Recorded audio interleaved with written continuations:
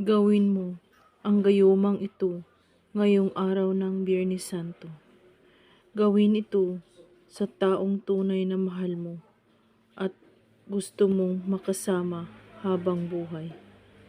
Gamitin ito ng tama at huwag mo itong paglaruan dahil ito ay napakasagrado at napakabisa. Gawin mo ito sa araw ng Biyernes Santo para napakalakas ang bisa nito.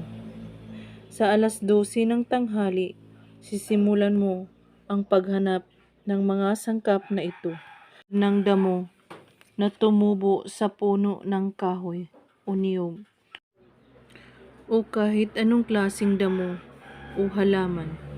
Kunin ito ng mabuti at kumuha ka din ng ugat na makahiya at pagkatapos mo itong makukuha ay pagsamahin mo ito lahat ng inyong nakuha at ilagay mo ito sa maliit na buti.